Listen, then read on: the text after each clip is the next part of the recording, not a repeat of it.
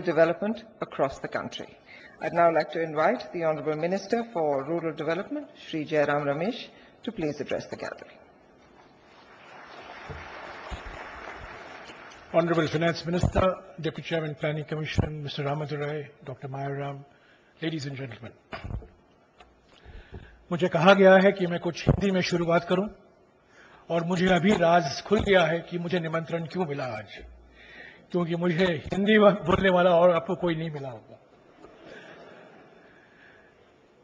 ग्रामीण विकास मंत्रालय की ओर से एक बहुत महत्वपूर्ण और महत्वाकांक्षी कार्यक्रम है आजीविका प्रशिक्षण प्रोग्राम, आजीविका स्किल्स प्रोग्राम। और ये प्रशिक्षण योजना युवकों के लिए है जो ज्यादातर बीपीएल परिवारों से आते हैं। ये कार्यक्रम उन युवकों के लिए है जिनका सिलेक्शन महिला स्वयं सहायता समूह से किया जाता है। और तीसरी बात और सबसे महत्वपूर्ण बात यह है कि ये केवल प्रशिक्षण नहीं है, पर ये रोजगार का कार्यक्रम भी है, यानी कि ये स्किल्स कम प्लेसमेंट प्रोग्राम है। जितना हम प्राथमिकता प्रशिक्षण पर देते हैं, उतनी ही प्राथमिकता हम प्लेसमेंट पर देते हैं। तो जो युवक प्रशिक्षण के लिए आते हैं, उनको हम रोजगार की गारंटी देते हैं। और हमारा अनुभव ये रहा है कि 80 से 85% युवक जो प्रशिक्षण लेते हैं, उनको रोजगार मिलने में हम सफल होते हैं। आजीविका के 4 मुख्य अंग हैं। पहला कार्यक्रम है हिमायत, जो जम्मू और कश्मीर रियासत में लागू है। हिमायत कार्यक्रम के माध्यम से अगले 5 साल में 1 लाख युवकों को प्रशिक्षण दिया जाएगा और 1 लाख युवकों को रोजगार भी दिया जाएगा। अब तक 8000 युवकों को प्रशिक्षण दिया गया है और उनको रोजगार भी मिला है। इस साल हिमायत के लिए बहुत महत्वपूर्ण साल है, क्योंकि इस साल हम 19000 युवकों को प्रशिक्षण देने का लक्ष्य रखे हैं और रोजगार भी देने का लक्ष्य भी रखे हैं। तो हिमायत एक पहला अंग है। दूसरा अंग है रोशनी, जो हमारे देश के 27 जिले जो सबसे अत्यंत माओवादी हिंसा से प्रभावित हैं, 27 of the most seriously Maoist affected districts, जिसमें से 8 जिले छत्तीसगढ़ में हैं, 6 जिले झारखंड में हैं और 6 जिले उड़ीसा में हैं। तो 27 जिलों में से 20 जिले इन्हीं 3 राज्यों में हैं। और अगले 3 साल में 50,000 युवकों को प्रशिक्षण दिया जाएगा और रोजगार भी दिए जाएंगे।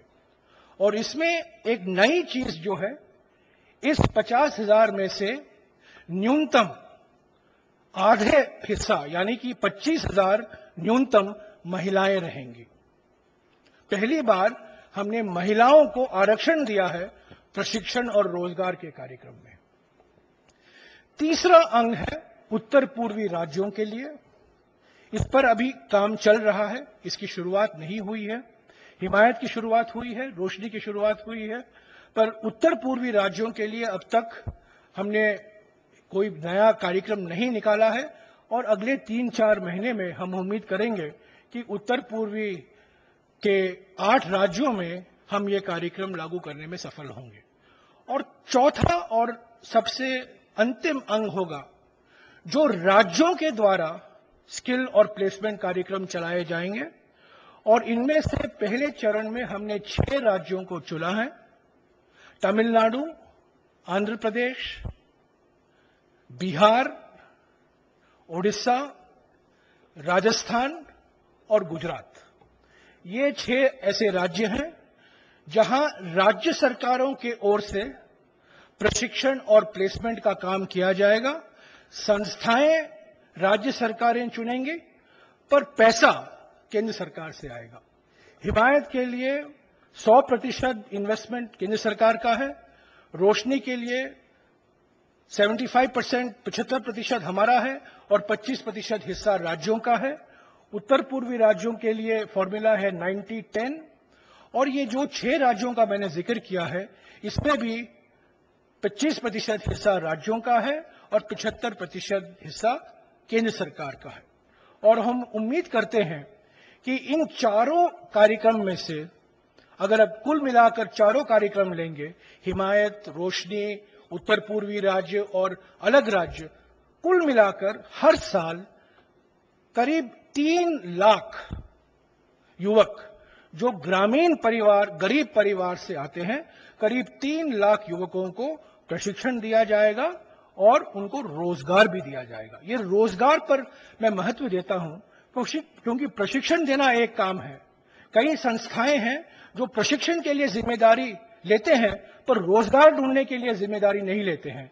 पर हमारा कॉन्ट्रैक्ट जो है संस्थाओं के साथ, और कई ऐसी संस्थाएं हैं, और मैं जिक्र करना चाहता हूं यहां नलिनी गंगाधरन जी का, जो हैदराबाद के कैप फाउंडेशन है, और ये बिल्कुल इतनी कठिन परिस्थितियों में सोपोर जैसे जिले में इन्होंने एक प्रशिक्षण केंद्र खोला है और वहां इतने भारी मात्रा में उत्साह भरी है।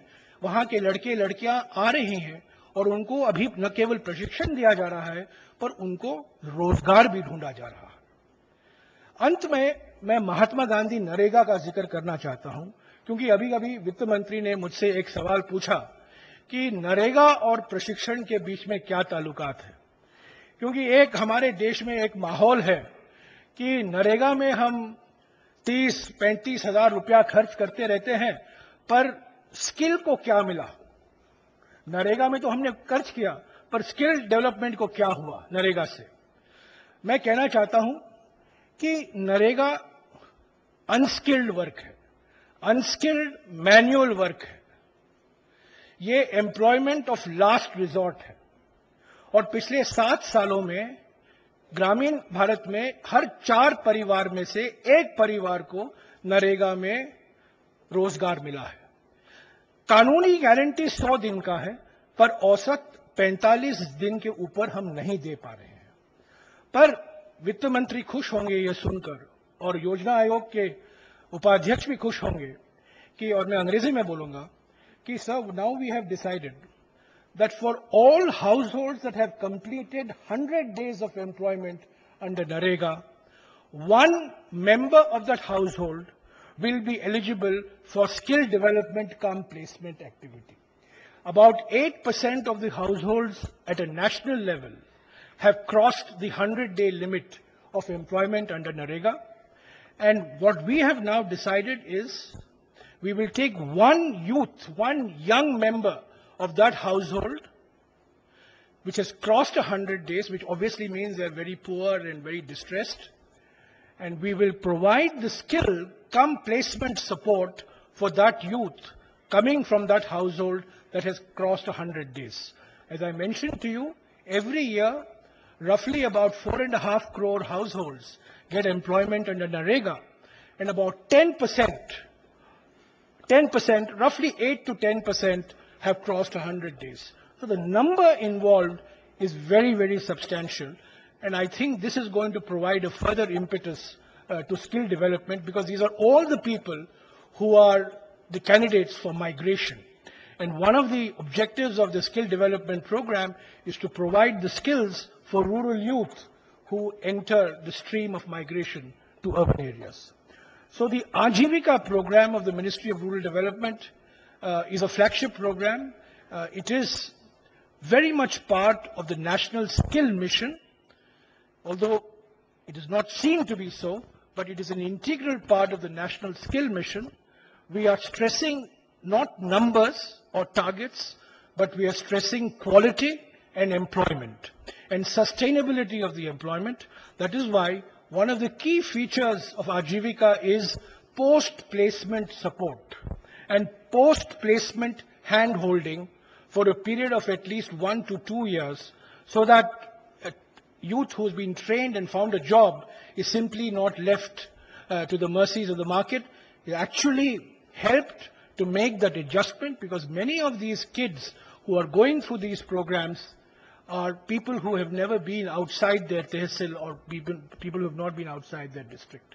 I'm glad to say that in Himayat, we have made a major we have made a major start, and in some of the Maoist-affected districts of Jharkhand, Odisha, and Chhattisgarh also, we have been able to make a very promising beginning, and the presence of so many agencies who provide the skills and provide the placement is proof of the fact that there is a lot of interest in this program, and I look forward to working with all these institutions to making the Ajivika Skills Program a success. Thank you.